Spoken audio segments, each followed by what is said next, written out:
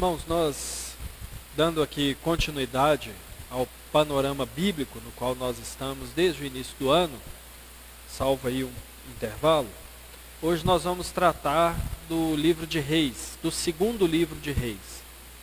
Na semana passada nós falamos do primeiro livro de Reis e ao preparar a escola dominical eu fiquei em dúvida se porventura não seria melhor tratar dos dois livros juntos, uma vez que há muita semelhança e uma sequência lógica entre eles, mas acho que há alguns detalhes no texto e no livro que vale a pena nós nos determos primeiro no livro de Reis, no primeiro, fizemos semana passada, e hoje nós vamos estudar aqui de maneira panorâmica o segundo livro de Reis. Como um versículo tema aqui do nosso estudo, eu gostaria de ler novamente o versículo 15 do capítulo 5 de 2 Reis, principalmente a segunda parte do versículo, que é a confissão de fé de Naamã.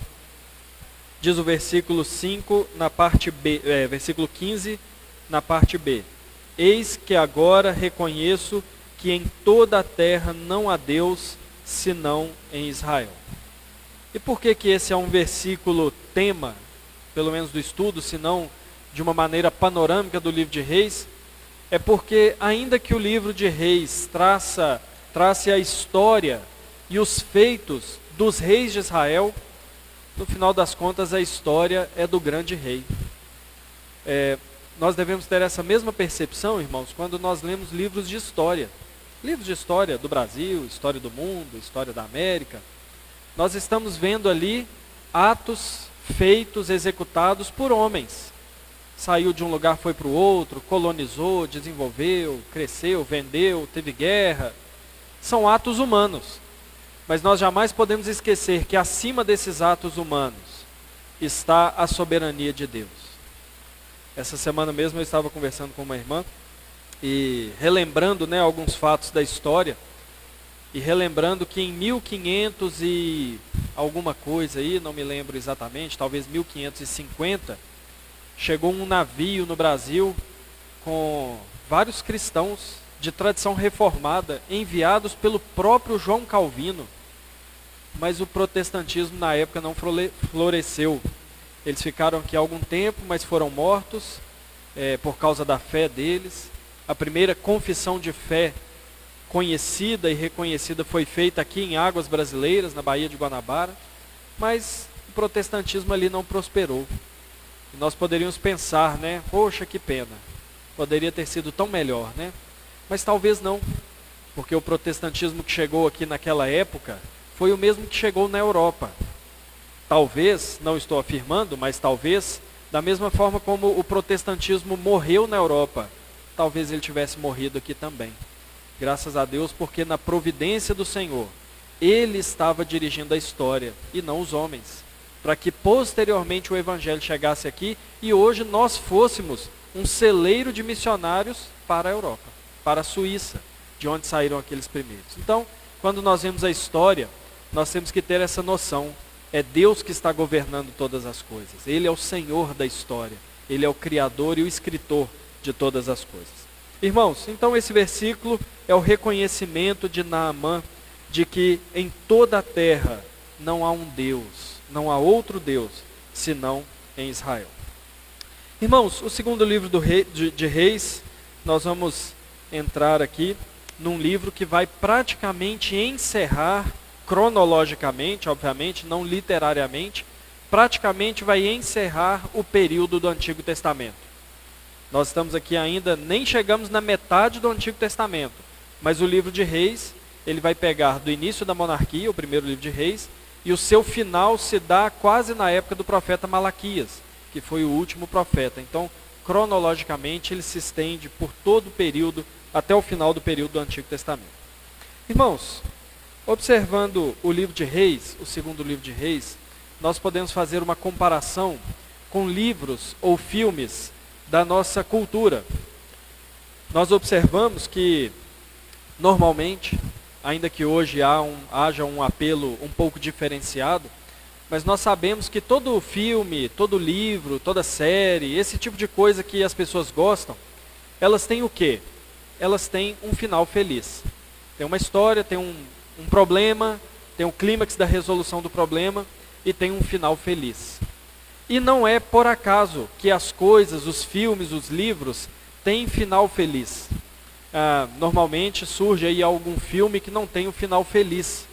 Acaba de uma maneira inesperada e isso não causa prazer, né, naqueles que assistem, naqueles que acompanham. Não é algo assim, não é uma novidade bem recebida.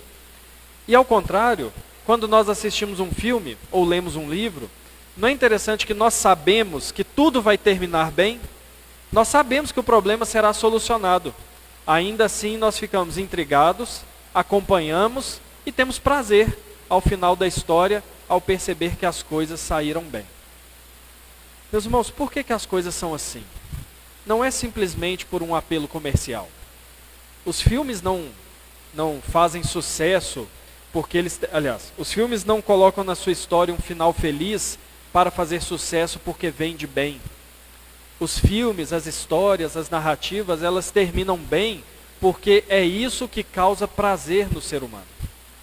O ser humano tem uma grande necessidade em si mesmo de ver as coisas terminando bem. Nós temos esse anseio natural e talvez não tão perceptível assim a nós. A nós é bom quando as coisas terminam bem. Então isso gera prazer em nós. Eu não sei se os irmãos vão lembrar, no ano passado, um dos nossos estudos sobre cosmovisão, eu citei um filósofo que dizia que as artes elas emocionam porque elas expressam as nossas emoções de uma maneira que nós não conseguiríamos expressar por palavras. Então, quando lendo um livro, ouvindo uma música, vendo um filme ou vendo uma obra de arte, nós nos sentimos emocionados, é porque aquilo ali está expressando alguma emoção que há em nós que nós não sabemos exprimir.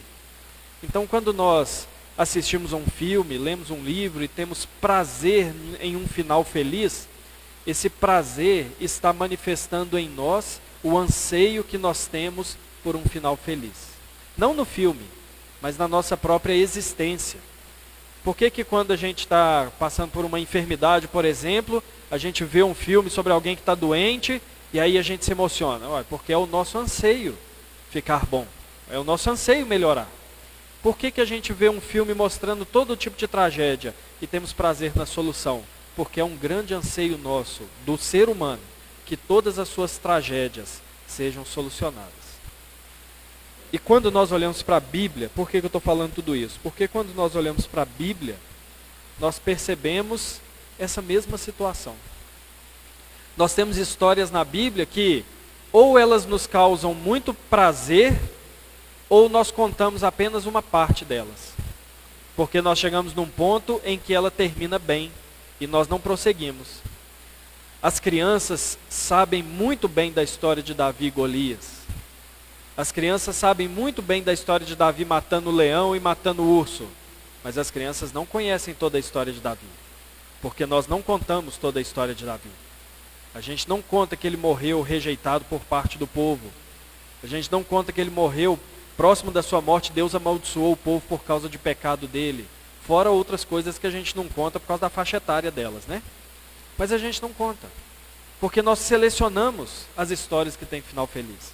A gente conta a história de Gideão, só que a gente não conta a história toda de Gideão. As crianças sabem que eles venceram os midianitas com um cântaro, uma tocha de fogo e o grito. Mas as crianças normalmente não sabem que ele fez uma estola sacerdotal no final da vida dele e que foi motivo de idolatria em Israel. Porque nós temos essa necessidade com um final feliz, mesmo com a palavra de Deus. Mas sabe por quê, meus irmãos, que nós não precisamos amputar as histórias bíblicas? Porque a Bíblia é um livro que no seu todo tem um final feliz. A Bíblia é a saga de Deus derrotando todos os seus inimigos. A Bíblia é a saga, é a história que conta Deus criando um mundo perfeito, esse mundo sendo contaminado e manchado pelo pecado, tudo aquilo que Deus criou, bom e muito bom, sendo desvirtuado pelo pecado, daí toda a tragédia que nós vemos nas Escrituras, mas o final das Escrituras é um final feliz. É um final que os inimigos de Deus são derrotados, o pecado, a morte, Satanás, os ímpios. e o reino de Deus volta a ser como Deus planejou para que fosse. Um final feliz. Agora, nós podemos pegar as partes das Escrituras e pensar assim, mas aqui não termina bem. O livro de Juízes, não sei se os irmãos lembram, ou nós estamos aí caminhando na exposição de Juízes, não sei se os irmãos já tiveram a curiosidade de ler o final do livro de Juízes. Alguém lembra qual é a última história narrada no livro de Juízes? Alguém lembra? Sem colar. É uma história de glória, é uma história assim, como que depois de tantos maus juízes, o povo floresceu e temeu a Deus. Os irmãos lembram qual é a última grande narrativa do livro de Juízes?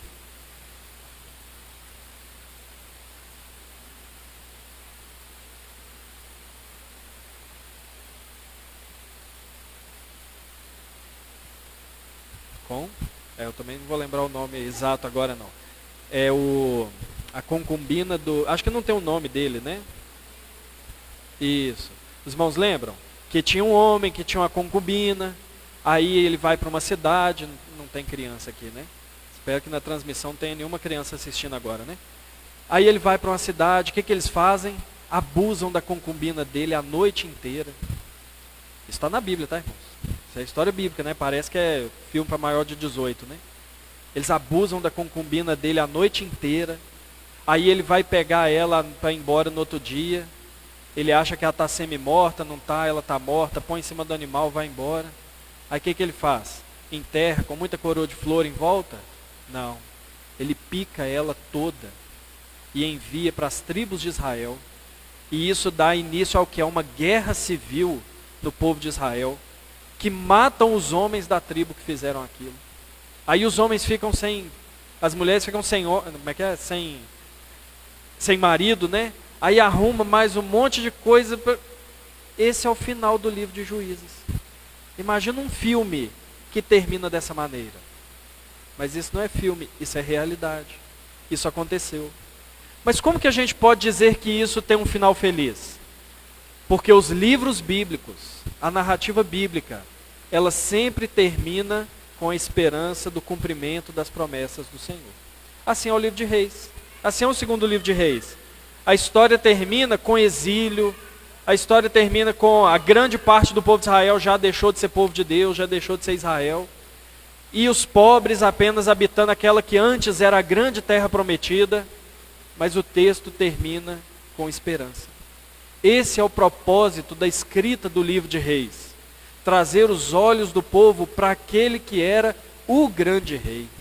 Então a palavra de Deus, ela termina com essa grande esperança de que ainda que todos os reis que passaram por Israel tiveram as suas falhas, os seus pecados, uns mais, uns menos, virá o rei que não terá pecado nenhum. E ele completará todas as promessas do Senhor. Então, irmãos, o livro de Reis, independente da forma como termina, é um livro que ele tem o seu final feliz por causa do próprio Deus e do cumprimento das suas promessas. Irmãos, nós vimos já alguma coisa sobre os dois livros de Reis, né? Eles são a sequência do livro de Samuel. O primeiro livro de Reis vai ter uma grande parte, aí metade dele tratando da história de Salomão, e a segunda metade tratando do reino dividido, porque após a morte de Salomão, sob o reinado de Roboão, o reino se divide em reino do norte, tem como nome Israel e como capital Samaria. O reino do sul tem como nome Judá e a capital Jerusalém. O segundo livro de Reis, de maneira específica, ele vai caminhar de maneira ainda pior, como eu estou falando, né? Ele vai de mal a pior porque já não há mais muita lembrança daqueles tempos áureos de Davi ou da primeira parte do reinado de Salomão. O primeiro livro de Reis termina de uma maneira ruim e ele continua a decadência do povo, e agora nós vemos, né, várias coisas ruins, piorando ainda mais a postura do povo de Israel diante do Senhor. Ainda que, como eu falei, o livro termine com um aspecto de esperança. Nós vamos repassar algumas informações literárias aqui do livro de Reis, ainda que o primeiro e o segundo sejam algumas coisas muito parecidas. O segundo livro de Reis, originalmente era um só livro, né, com o livro de Reis, e provavelmente também com os livros de Samuel, sendo aí divididos posteriormente, daí o título, né, segundo livro de Reis, ter sido dado em época bem recente a nós. A autoria do livro, relembrando, nós não sabemos, nós não temos nenhuma informação interna ou externa de quem é o autor do segundo livro de Reis.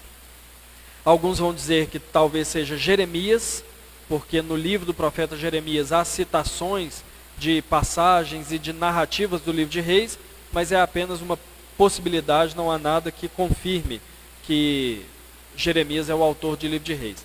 O que há também é uma possibilidade que o autor de 1 Samuel, 2, 1 Reis e 2 Reis seja o mesmo, por causa das referências a Deuteronômio que se faz e a forma como é feita.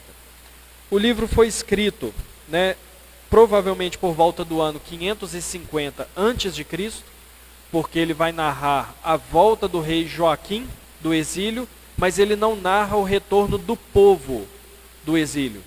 O rei Joaquim, ele conseguiu o favor de não ser prisioneiro de guerra mais, mas o povo de Judá, a elite, várias famílias, ainda permaneciam na Babilônia. Posteriormente, eles têm autorização para quem quisesse voltar para a terra, é o que nós vemos narrado em Neemias, em Esdras. Mas o livro de Reis não narra isso, então provavelmente ele foi escrito antes dessa libertação do povo da Babilônia, antes que o povo tivesse permissão para voltar. E quais são as circunstâncias do livro? Ou seja, quais são as coisas que o livro narra principalmente? Começa com o reinado de Acasias, mas não no início do reinado. O início do reinado de Acasias começou no final do primeiro livro de Reis. Ele dá continuidade ao reinado de Acasias. Traça a história do Reino do Norte até o seu exílio, em 722 a.C., e narra também algumas reformas religiosas que foram propostas por alguns reis.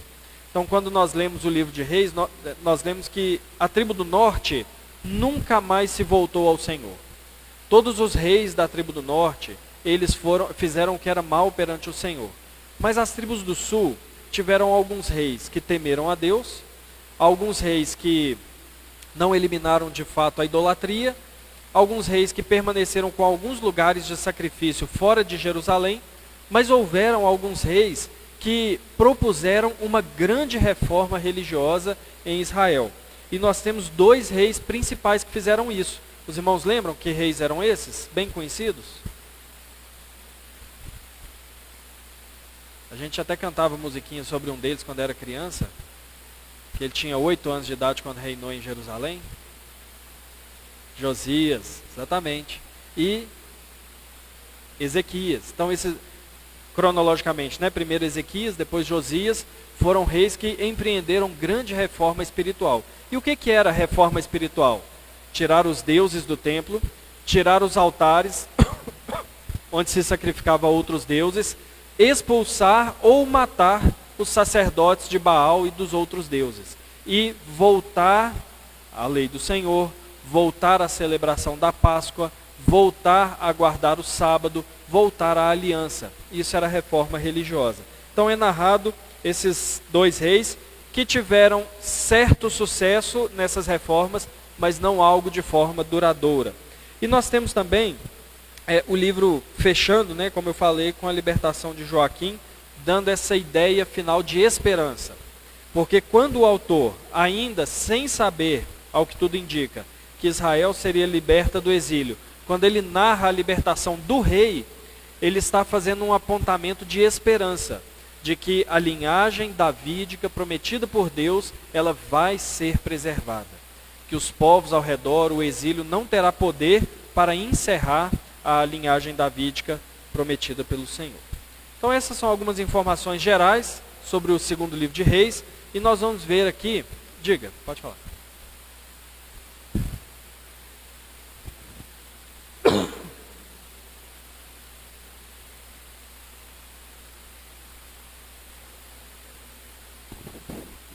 Isso.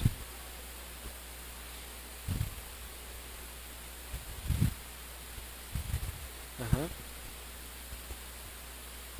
Você fala qual a relação dos dois?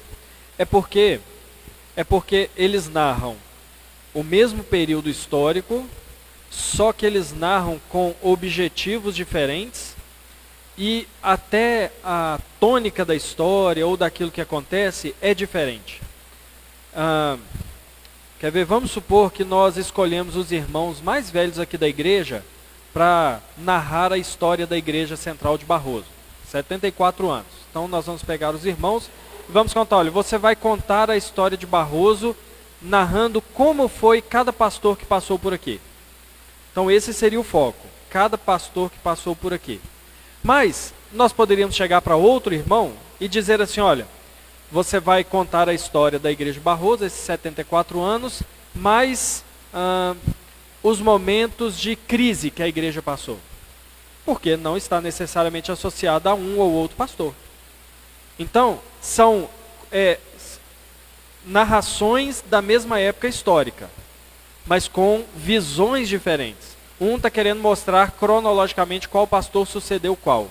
Outro está querendo contar as crises que porventura a igreja passou, e não necessariamente em ordem cronológica. Talvez vai pegar uma que foi mais grave, para depois pegar uma mais branda, ou o contrário. Então, os profetas fazem isso. Os profetas estão narrando, por exemplo, como que começa, é um texto muito conhecido, né? Isaías capítulo 6. Ele faz uma marcação histórica. No ano da morte do rei Uzias, ali ele marcou. Só que ele não vai falar o que Uzias fez. No ano da morte do rei Uzias, eu vi o Senhor assentado no alto e sublime trono. Então ele está mostrando um momento de crise que Israel vivia, mas ele não está interessado na crise, ele está interessado em outras coisas. Então, porque os profetas de Isaías até Malaquias, eles estão aqui no livro de Reis que nós estamos lendo, eles estão aqui, só que o foco do livro de Reis não é a ação dos profetas. Depois é que os profetas deixarão por escrito a visão deles do momento, a interpretação deles do momento e aquilo que Deus estava falando por meio deles. Porque o livro de Reis, o foco é em quê? Nos reis.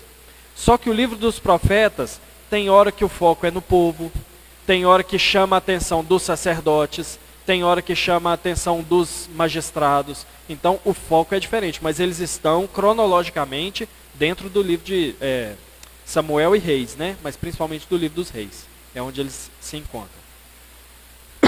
Irmãos, vamos ver aqui a estrutura do livro de 2 Reis. Como eu sempre digo, né? Entender a estrutura do livro nos ajuda a ler o livro e a nos encontrar historicamente aqui dentro do livro. Nós temos 3 partes principais no livro de Reis, no segundo livro de Reis. Primeiro, que vai do capítulo 1 ao capítulo 8, no versículo 15. Uma segunda parte nós temos do capítulo 8, versículo 16, até o capítulo 17. E depois, uma terceira parte, nós temos do capítulo 18 ao capítulo 25, final do livro. Então o livro é dividido principalmente nessas 3 partes, nesses 3 grandes blocos. O primeiro grande bloco desse livro é a relação do profeta com o rei. No caso, o profeta Eliseu e os seus embates com o rei, aqui se tratando ainda das tribos do norte. Então nós temos a relação dos profetas com os reis, nesse sentido de uma continuação do que iniciou no primeiro livro de Reis. Nós vemos no capítulo 2 a sucessão de Eliseu, sucedendo Elias como profeta, e nós temos pelo menos 2 situações muito inusitadas e às vezes mal compreendidas no livro de Reis, nessa relação dos profetas. Nós temos aqui a primeira dessas situações no capítulo 2, abra aí 2 Reis capítulo 2. Nós vemos uma daquelas passagens na Bíblia que são, que ficam assim um pouco sem a devida explicação, né? Ficam algumas coisas assim no ar. O capítulo 2, versículo 11, nos mostra a subida repentina de Elias. O Senhor já havia dito que ele seria tomado, e o Senhor já havia dito que daria do seu espírito para Eliseu, para que Eliseu continuasse o trabalho de Elias como profeta. Então o versículo 11 nos diz: indo eles, andando e falando, eis que um carro de fogo, com cavalos de fogo, os separou um do outro, e Elias subiu. Essa palavra aqui, irmãos, é muitíssimo importante. Subiu, guarda essa palavra aí. E Elias subiu ao céu num redemoinho. Então nós temos uma das poucas, não única, mas uma das poucas coisas miraculosas em relação a Elias no segundo livro de Reis. Aparecem muitas no primeiro. E uma série de coisas miraculosas que vai acontecer por meio de Eliseu, que recebe também do Espírito. Então nós temos essa subida de Elias e depois algumas coisas que Eliseu continua fazendo como profeta de Deus.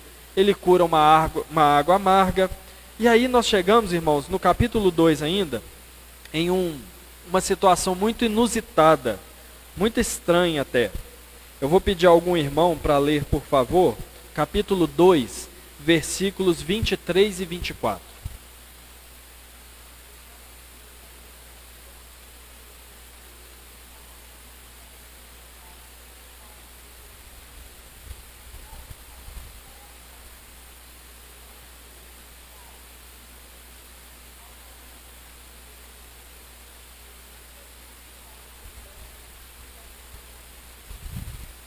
Irmãos, eu não sei os irmãos, né? Mas quando eu leio um texto como esse, me parece assim um juízo pesado demais, né?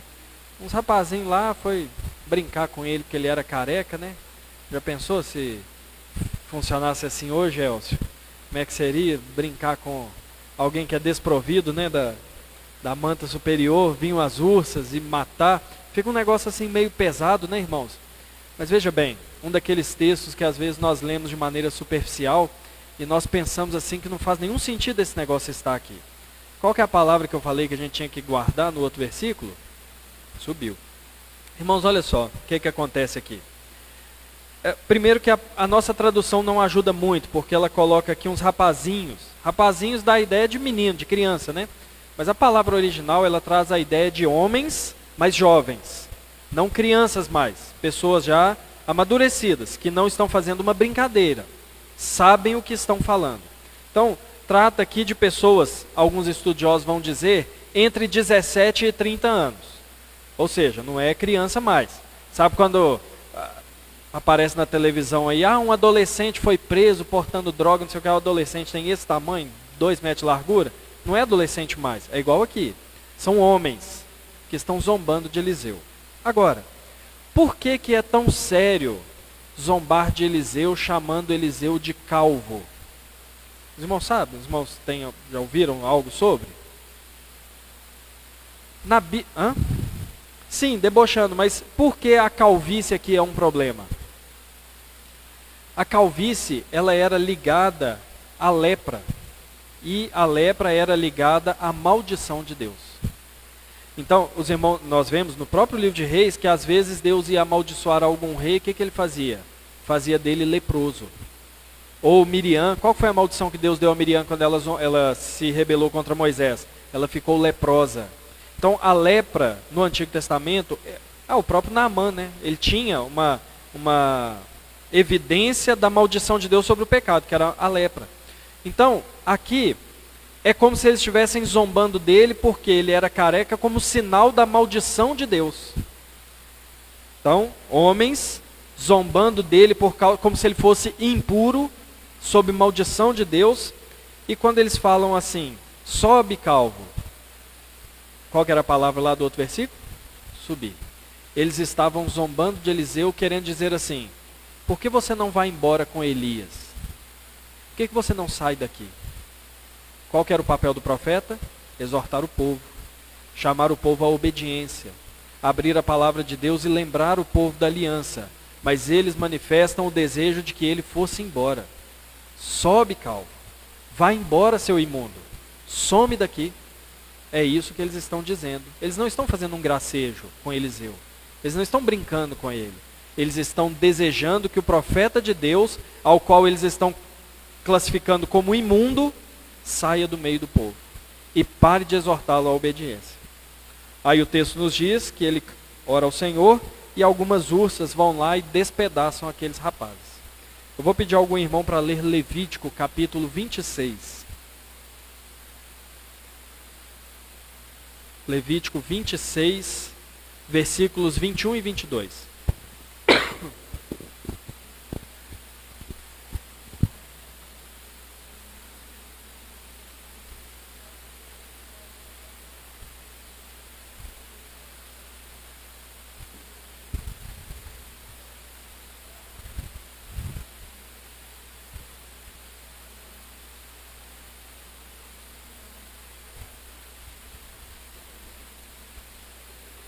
Veja bem, aquele homem que está chamando o povo à obediência, diante da obediência, diante da desobediência e da rebeldia deles, o que ele faz é clamar ao Senhor para que a maldição da desobediência proclamada pelo próprio Deus fosse executada sobre eles.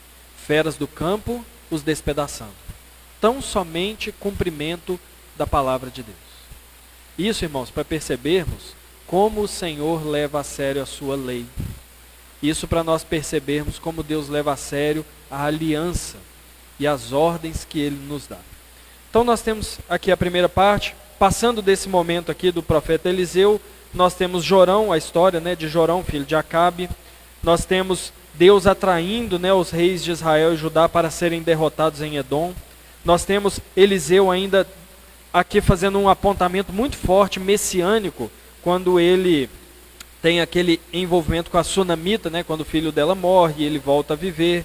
Quando ele faz vários outros milagres, aquela planta que trazia morte, os pães que alimentam as pessoas. Nós vemos Naamã, no capítulo 5 que nós lemos, né, curado de lepra, mas Geazi, servo de Eliseu, recebendo a lepra de Naamã, por causa da sua cobiça e por causa da sua idolatria. Nós vemos Eliseu fazendo mais algumas coisas, né, o machado flutuar, o fim do cerco ali em Samaria, as terras da sunamita devolvidas e as predições finais de Eliseu sobre Azael e Ben-Hadad, que estavam ali sitiando o povo de Israel. Então, na primeira parte, o que nós temos é um grande envolvimento do profeta de Deus com os reis e com o povo. Mas lembrando que esse profeta ainda não é daqueles que deixaram coisas escritas, o que nós chamamos dos profetas escritores, né? Não tem nenhum livro, nenhuma narrativa de Elias ou Eliseu nas escrituras, apenas a história deles narrada. Então aqui nós temos esse ciclo de Eliseu que se encerra no capítulo 8. Nós temos um segundo bloco do livro, que é do capítulo 8 ao capítulo 17, que é a narrativa dos reis. Nós temos Jeorão de Judá, Acasias de Judá, Jeú de Israel. Nós temos a história de Jeú, né, uma história bem sangrenta em relação à família de Acabe, como cumprimento das promessas de Deus. Nós temos Jeoás de Judá, ou Joás, tem dois nomes dados a ele, Jeoacás de Israel, Jeoás de Israel, Amazias de Israel, Jeroboão de Israel, Azarias de Judá, Zacarias de Israel, Salum, rei em Israel, Manaém de Israel, Pecaías de Israel, Peca de Israel, Jotão de Judá, Acás de Judá, Oséias em Israel. E nós temos aí duas porções que encerram esse segundo bloco, que é uma reflexão que o livro faz sobre o exílio de Israel e o restabelecimento depois de algumas deportações da Assíria.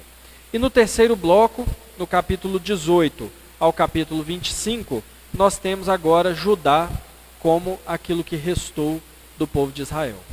Nós temos Judá como remanescente. Não há mais aqui o povo de Israel, o reino do norte. Foi deportado, misturou-se com outros povos e acabou. É por isso que os próximos livros que nós vamos estudar, que é o livro de Crônicas, não contam as histórias dos reis de Israel, apenas os reis de Judá, porque foi escrito muito depois, foi escrito aí sim, posterior à volta do exílio, e já não há mais o povo de Israel. Daí o interesse de ser somente para o povo de Judá. Então nós temos nesse último bloco, capítulo 18 ao capítulo 25, Ezequias, que foi um daqueles reis que implementou uma reforma espiritual, mas que também experimentou algumas coisas que ficaram conhecidas nas Escrituras, né? Ele percebeu ou presenciou um livramento divino diante dos inimigos. Ele teve uma enfermidade que decretaria a sua morte, como nós sabemos, e ele clama a Deus, e o profeta volta a ele dizendo que ele teria mais 15 anos de vida. Só que nesses 15 anos de vida, o que ele faz? Ele meio que abre o povo para uma aliança com povos que não temem ao Senhor. E aquilo ali é algo que vai ser cumprido depois em Judá sendo invadido. Nós temos Manassés, Amon, Josias, um outro que faz também mais uma reforma religiosa. Ele reforma o templo, e nessa reforma do templo ele acha o livro da lei, ele encontra o livro da lei, e ele lê, e ele rasga suas vestes, e ele reconhece como o povo está longe de Deus, e ele então começa a implementar uma grande reforma religiosa. Só que ele morre de maneira prematura, né? Ele morre em guerra. Então nós temos a história, a sequência de Joacás, Jeoaquim, Joaquim, Zedequias, o exílio babilônico, o assassinato de Gedalias e Joaquim saindo do exílio. Ainda permaneceu no exílio vivo, não foi morto, e depois foi liberto do exílio. Então, irmãos, de maneira bem sucinta, essa é a história do segundo livro de Reis. São esses blocos que nos ajudam a compreender. Mas qual é a mensagem do livro? Se os irmãos lembrarem do que eu falei semana passada, eu disse que o livro de Reis não tem apenas o seu viés histórico. A preocupação do autor do livro de Reis, seja do primeiro ou do segundo, não é apenas contar uma história. Ele tem um objetivo teológico em contar. Vamos voltar ao exemplo que eu dei aqui da igreja. Uma coisa é se alguém aqui da igreja, muito antigo, que viveu aqui na igreja a vida toda, uma coisa era a pessoa narrar algumas crises, alguns momentos ruins que a igreja atravessou. Outra coisa seria narrar esses momentos querendo mostrar como Deus sempre preservou a igreja. Veja que é diferente, não há só o objetivo histórico, mas há o objetivo histórico e teológico, de fortalecer a esperança, a fé e tudo mais. Então o livro de Reis, ele tem essa ideia, ele conta a história, mas ele conta a história estabelecendo parâmetros para alimentar a fé na aliança com Yahvé, com Deus, alimentar a expectativa messiânica e a esperança messiânica no cumprimento das promessas. Então há uma mensagem central e há temas substanciais no livro de Reis. Qual é o primeiro deles? O primeiro deles é o reino de Deus. A mensagem principal do livro de Reis é o reino de Deus. Nós vemos, né, esse aspecto preponderante, mas de três aspectos diferentes. Não é apenas em um viés que o reino de Deus é apresentado no livro de Reis. Nós temos pelo menos três maneiras de enxergarmos o reino de Deus no livro de Reis. Primeiro, o reino de Deus sobre toda a terra. Lembra do que eu falei na abertura sobre Naamã? Naamã não era do povo de Deus. Naamã era um assírio. Naamã era um pagão. Naamã era um idólatra. Ele não estava nem procurando conhecer o Deus de Israel. Para ele, o Deus dele estava bom. Mas Deus é Deus sobre toda a terra. E Deus, ele vai, ou ele leva o seu povo aonde ele deseja salvar alguém. Ontem lá no culto lá em Ritápolis, lendo a grande comissão, né, quando o Senhor diz ide por todo mundo, ide fazer discípulos, nós vemos ali a constatação de que Deus leva o seu povo para onde tem gente para ser salvo. Se tiver alguém para ser salvo no lugar mais longe do mundo, Deus vai mandar alguém lá para pregar o evangelho, porque ele é o rei de toda a terra. O Senhor não tem limitações geográficas. Então, quando nós observamos o livro de Reis, nós vemos isso. Deus, ele comanda, meus irmãos, toda a terra. Os exércitos vencem quando Deus quer que eles vençam. Os exércitos perdem uma batalha quando Deus quer que eles percam uma batalha. Alguém fora do povo de Deus teme a Deus e conhece a Deus e crê em Deus quando Deus quer que isso aconteça. Alguém de dentro do povo da aliança se endurece contra Deus e se rebela quando Deus quer que isso aconteça. Ou seja, o reinado de Deus no livro de Reis, ele é apresentado de maneira macro.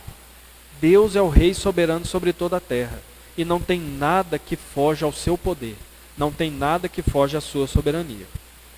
Mas em segundo lugar, o reino de Deus ele é tratado também de maneira menor, de maneira micro, né? Tem o macro e tem o micro, ou seja, o texto mostra o reinado especial ou o reinado pactual de Deus com Israel, sobre Israel.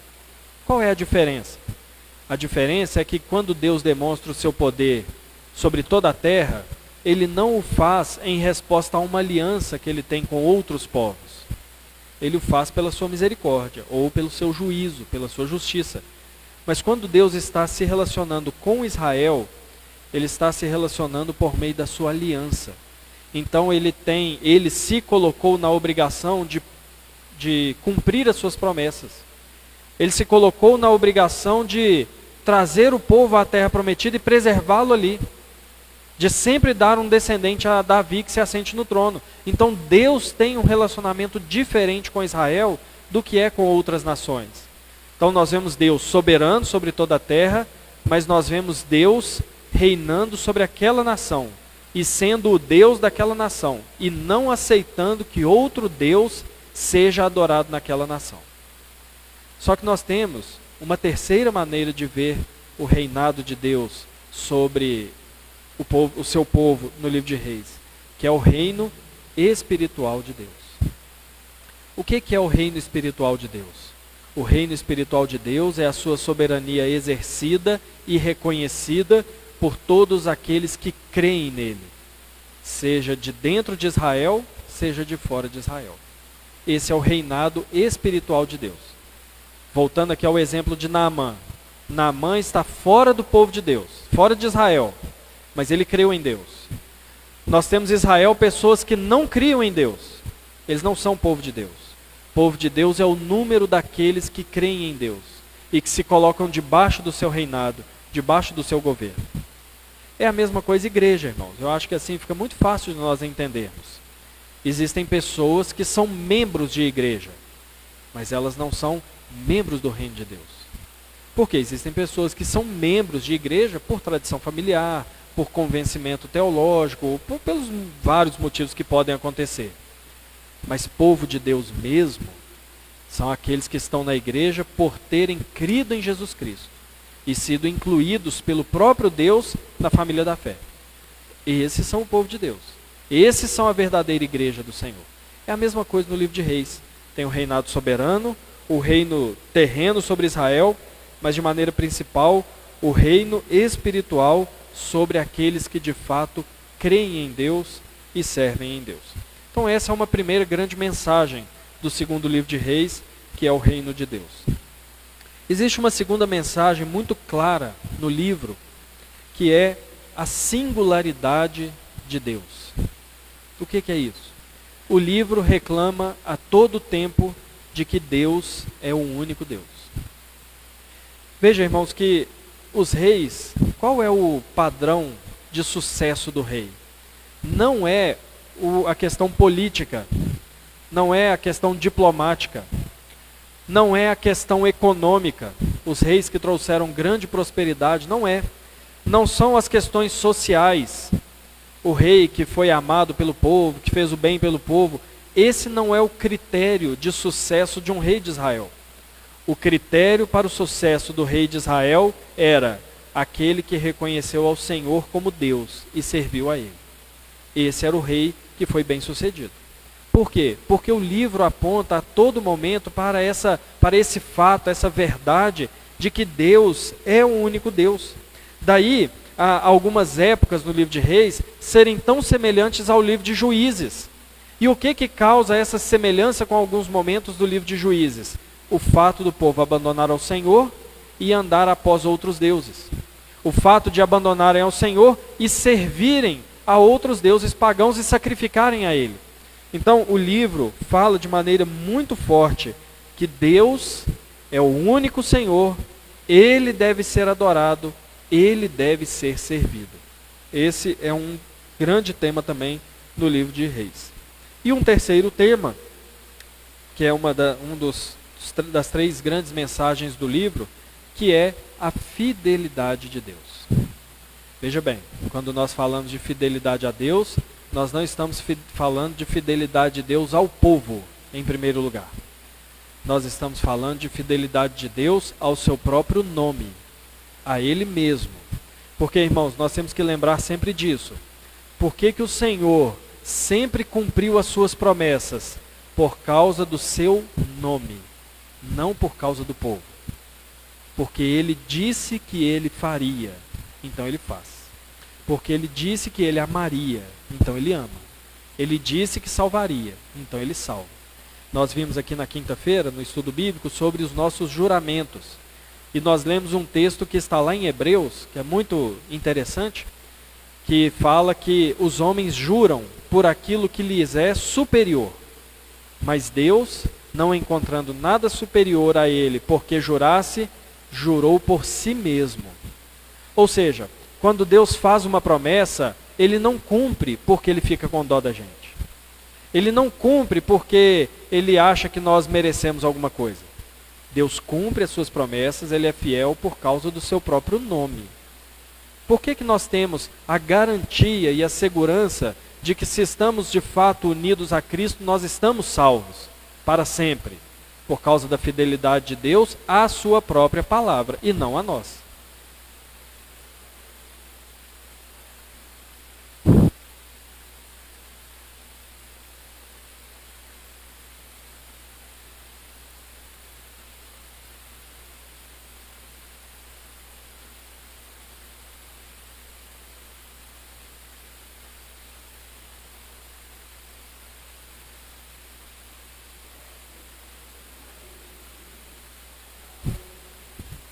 Não, graças a Deus que não, hein, Carlinhos? Você já pensou? Porque qualquer mentira é mentira, né? Vamos supor que você vem aqui na igreja um dia com um terno verde ou uma gravata laranjada. Aí você pergunta assim, tá bonito, pastor? Fala, opa, tá no jeito. Isso é mentira, né? Então a gente perderia a salvação se fosse assim. Mas não é assim, não. Até porque a gente toma às vezes o exemplo da mentira, mas todos nós aqui, segundo a interpretação de Jesus, somos assassinos. Todos nós. Todos nós aqui já odiamos alguém. Todos nós aqui já desejamos o mal para alguém. Então, nós quebramos todos esses mandamentos, né? Mas a questão de Apocalipse, ele está falando de pessoas que o seu caráter está marcado por aquilo. Entendeu? Não alguém que praticou ali, caiu um erro ali e tal. Ali ele está falando de pessoas que a vida é reconhecida por aquela prática, sem arrependimento, sem abandono de pecado, entendeu? É assim, então lá fala dos assassinos, dos mentirosos, dos idólatras, dos feiticeiros. Exatamente, para a gente ver que para Deus todo pecado é pecado. Né? Não tem um negócio, eu só falei uma mentira que o fulano é assassino. Para Deus é passível de condenação um e outro, né?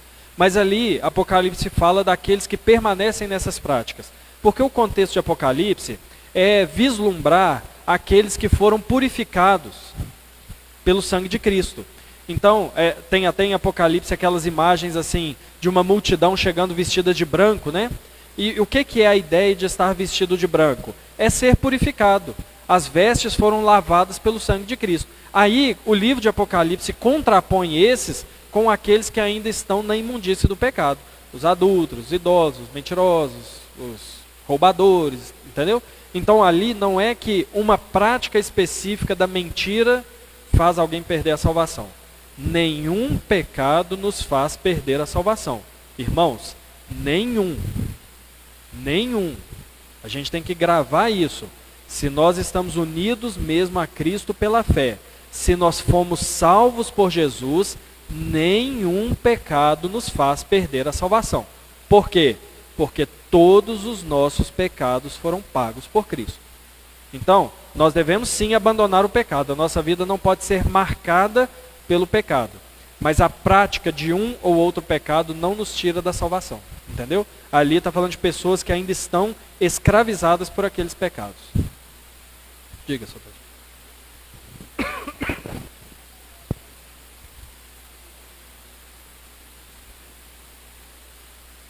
Sim, não anda na prática do pecado, exatamente. É a mesma imagem que nós vemos, por exemplo, em Colossenses. Eu até falei isso aqui não tem muito tempo, quando Colossenses traz aquela ideia de ir nos despindo das vestes imundas e nos revestindo de Cristo. Esse despir é no sentido de, aos poucos, abandonar. Né? Sair da prática do pecado, abandonar aquilo do qual nós éramos escravos. Leva um tempo, alguns pecados nós abandonamos rápido, outros leva a vida inteira para a gente abandonar, né? Mas é esse abandonar, esse sair da escravidão do pecado, promovido pelo Evangelho na nossa vida. Né? Isso, seja viver na prática, seja amar o pecado, porque uma coisa é pecar, outra coisa é amar o pecado. São coisas diferentes, né? Então tudo isso está envolvido.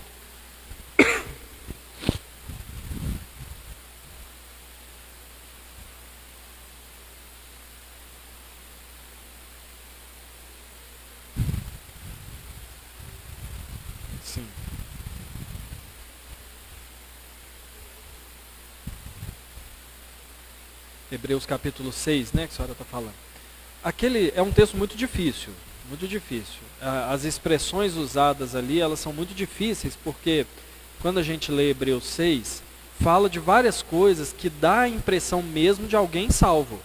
Aqueles que experimentaram os dons do mundo vindouro, aqueles que foram iluminados. Então está usando alguns termos que dá a entender pessoas convertidas. Mas quando nós vamos ler todo o contexto, principalmente o capítulo 6, nós vamos ver que o autor aos Hebreus está falando de pessoas que foram expostas ao Evangelho, pessoas que experimentaram de maneira superficial e temporal os efeitos do Evangelho. Deixa eu dar um exemplo aqui de um efeito do Evangelho que a pessoa pode experimentar sem ser cristão verdadeiro. Às vezes um casamento está em crise, e aí eles procuram a igreja como um socorro. Aí eles começam a aprender na Bíblia alguns princípios básicos para um casamento saudável. E eles vão aplicando aquilo na vida e o casamento vai melhorando. Só um exemplo simples, tá, irmãos? Isso é experimentar os poderes do mundo vindouro. Entendeu? Então alguém que vem para a igreja e pelo convencimento aqui abandona algum tipo de vício. É experimentar um poder do mundo vindouro. Mas esse experimentar, ele é temporal.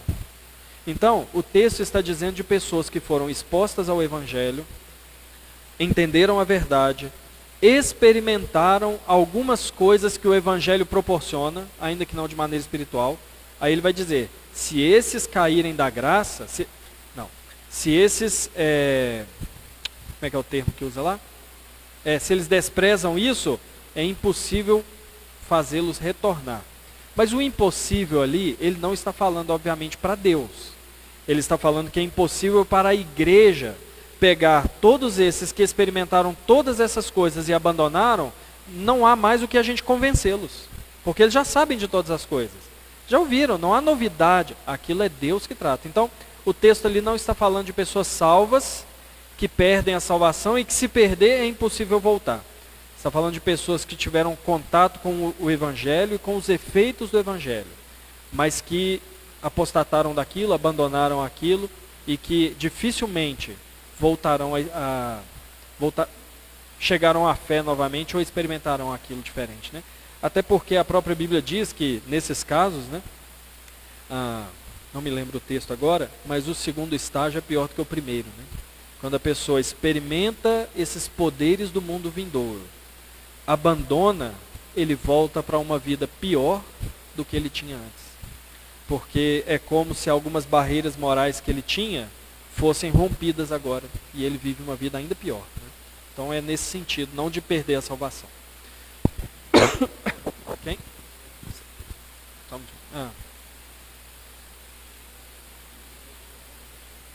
Sim. Volta, vê a casa arrumada, traz visita, né? Exatamente. Diga, Carlos. O segundo estágio fica pior do que o primeiro.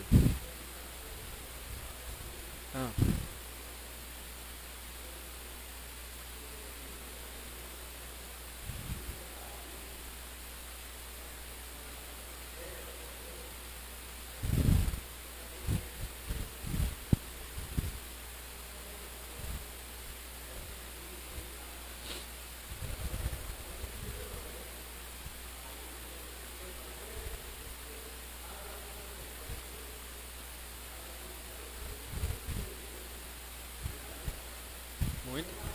Sim.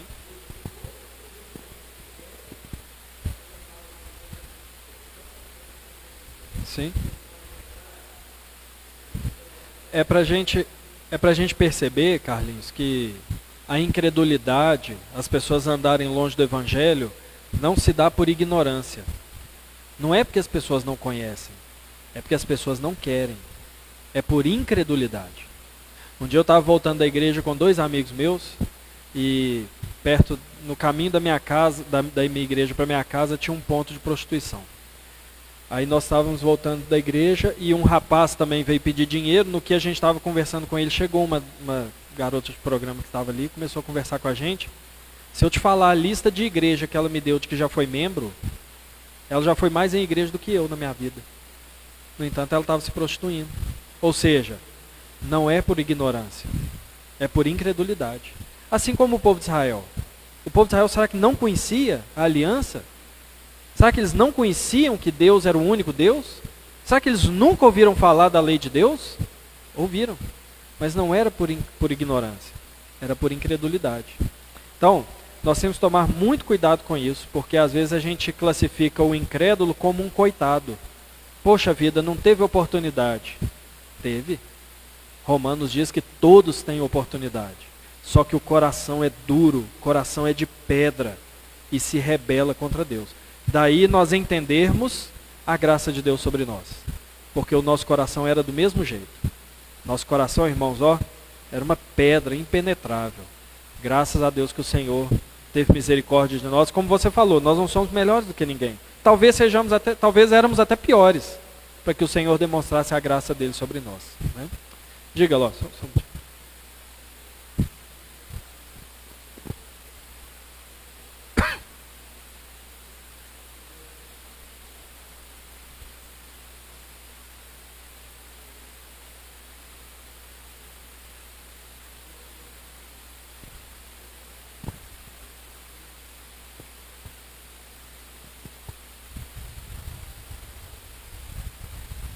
Sim.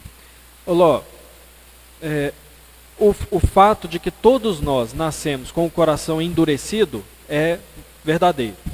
Todos nós nascemos em rebeldia contra Deus e o nosso coração é impenitente.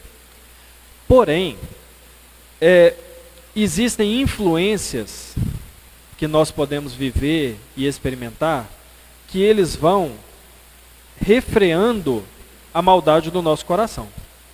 Então, vamos pensar aqui nos nossos filhos. Eu não tenho a ilusão, e espero que ninguém aqui tenha, eu não tenho a ilusão de que os meus filhos nasceram santos, nasceram puros. Eu sei que os meus filhos nasceram escravizados pelo pecado. Eu sei que eles são dominados pelo pecado. Por que a gente traz na igreja, já que eles são assim, já que toda criança é assim? Porque o ensino da palavra de Deus, a verdade, ela tem o poder de refrear o mal no coração. Então eu exponho, todos nós, né? Nós expomos os nossos filhos ao Evangelho, falamos a lei de Deus, ensinamos o que é certo e o que é errado, para que a palavra de Deus refreie o mal no coração deles, até o momento que porventura seja da vontade de Deus que eles se convertam, se for da vontade de Deus. Então, vamos imaginar alguém que ficou na igreja até os 18 anos, e só com 18 anos que ele teve mesmo uma experiência de novo nascimento. Até os 18 anos, o que a palavra de Deus e a lei de Deus e a igreja fez? Refreou o mal dele. Ele continua impenitente, mas o mal foi refreado. É diferente quando alguém cresce sem amarras nenhuma. É diferente quando alguém cresce sem conceito de temor de Deus, certo e errado, lei de Deus, céu e inferno, castigo. Tudo isso é pedagógico. Se nós crescemos sem isso, as amarras para o mal que existe no nosso coração, elas vão sendo soltas. E isso vai fazendo com que nós fiquemos ainda mais endurecidos pelo pecado. Entendeu? Então, o pecado no coração de todos é o mesmo, a dureza é a mesma. Só que o ambiente ao qual nós somos expostos vai refreando o mal ou dando corda ao mal. Entendeu? Então é por isso que nós ensinamos o evangelho às nossas crianças.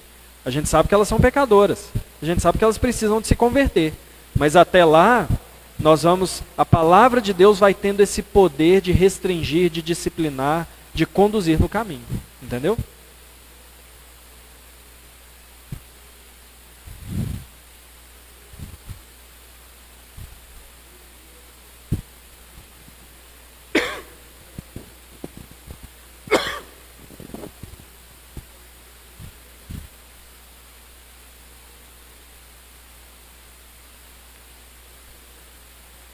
Uhum.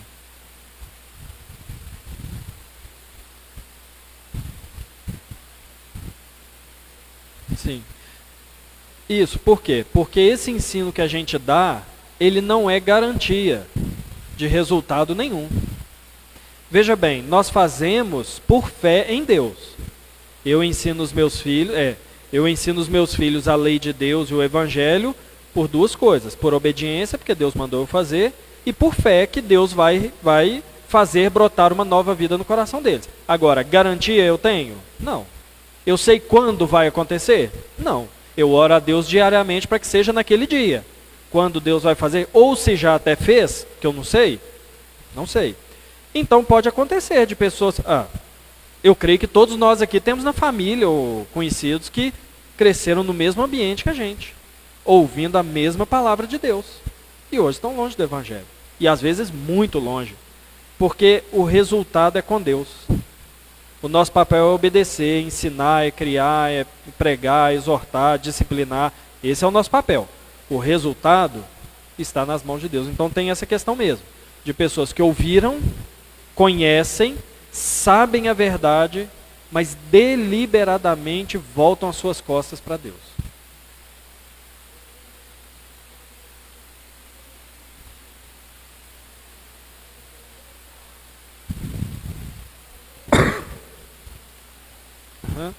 Sim.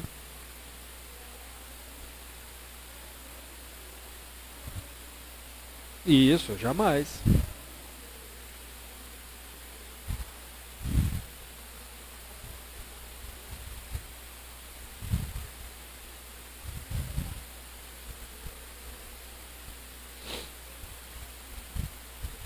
Isso, exatamente.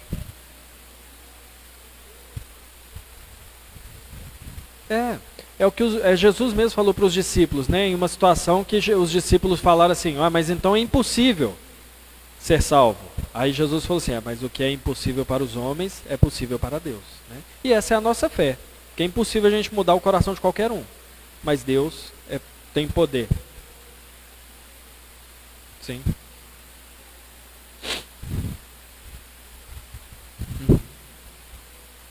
Sim, exatamente.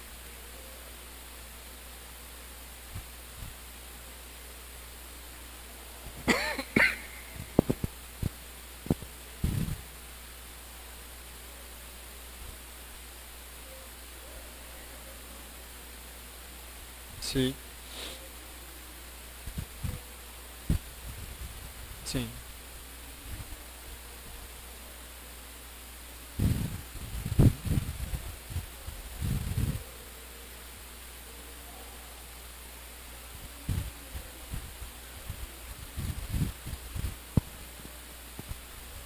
Sim.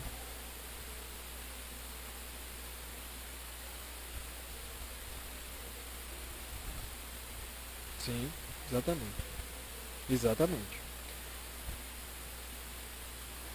Isso mesmo. Irmãos, em terceiro... Diga.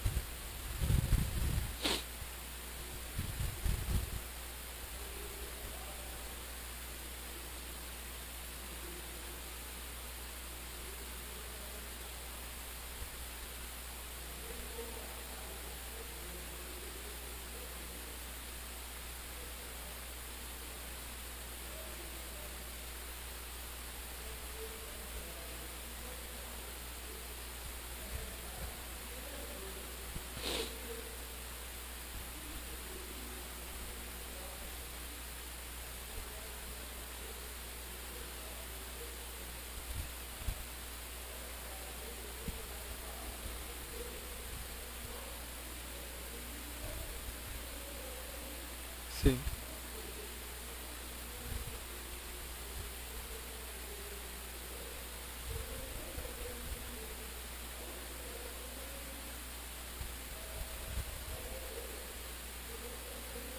Sim.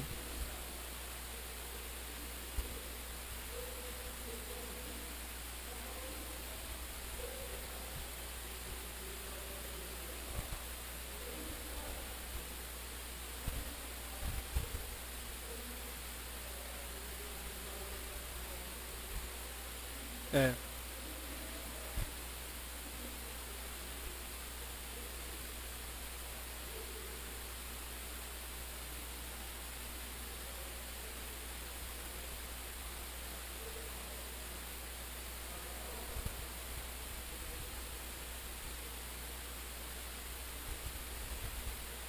Sim.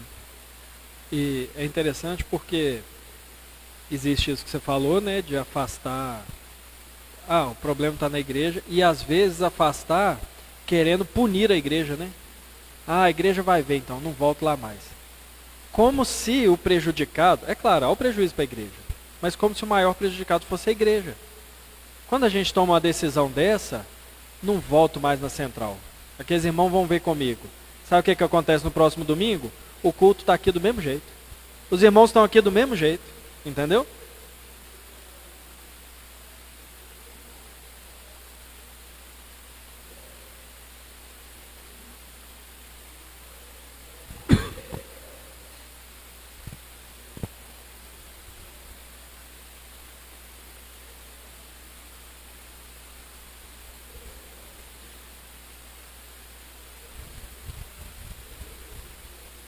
Sim.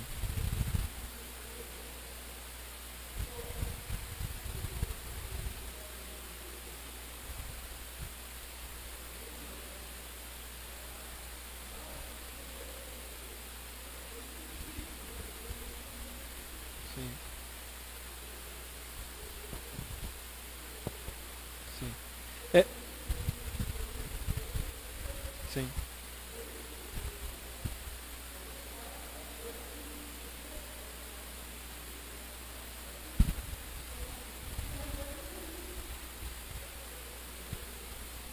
Sim. Até porque, como eu já falei aqui em outras situações, em outros estudos, né? Existem alguns mandamentos que Deus nos dá que para nós cumprirmos é necessário que sejamos vítima do pecado do outro. Porque a Bíblia me manda perdoar o irmão. Como que eu vou perdoar se eu nunca for ofendido? A Bíblia manda eu tolerar o irmão, suportar, e suportar, eu já vi gente falando assim que é suportar de dar o suporte, né? Não é isso não, é suportar de tolerar mesmo. Como que eu vou suportar o irmão se não tiver nada nele insuportável? É necessário ter para que nós cumpramos o mandamento do Senhor, porque essa é a vontade de Deus, né? E, quem? Diga. Não, irmão, irmã, a gente não perde a salvação em hipótese alguma. Não existe perda de salvação. Alguém que é salvo genuinamente por Jesus, ele não perde a salvação. Ele pode se tornar um adúltero assassino igual Davi. Não perde a salvação.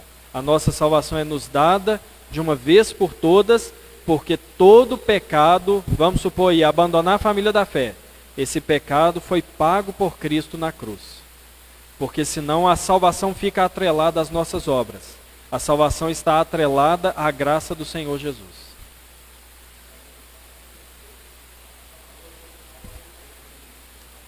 Ah não, isso aí... Aí ele vai estar dando uma demonstração de que ele está meio enganado, né? Ele está um pouco equivocado sobre a salvação dele, né? Isso, é verdade. Sim, a semente, o Espírito está lá, ele não sai, né? E-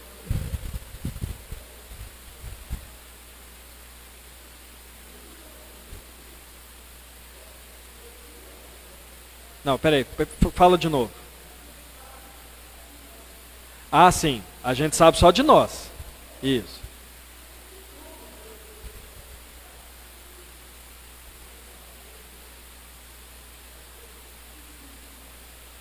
Assim, Leleco, até que a gente não tem como a gente saber dos outros, mas a nossa sim.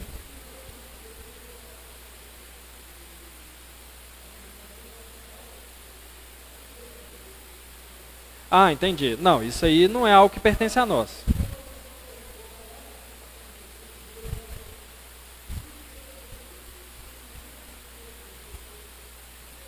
Lembra-te de mim.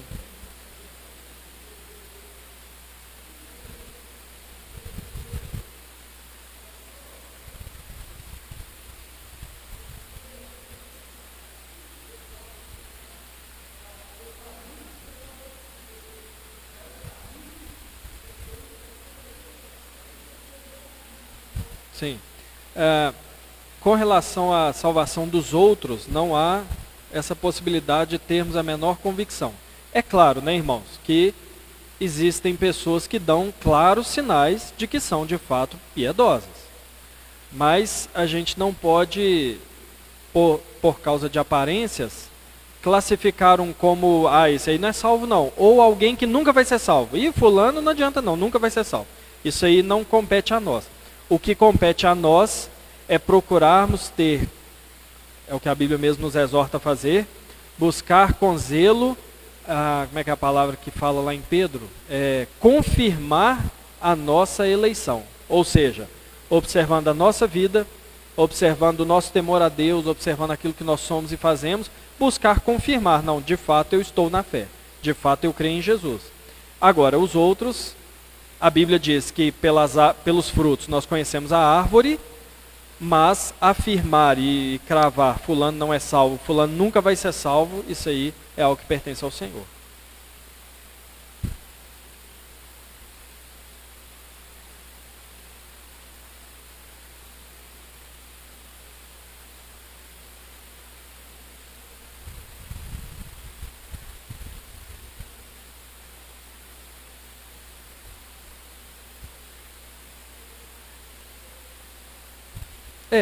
Mas assim,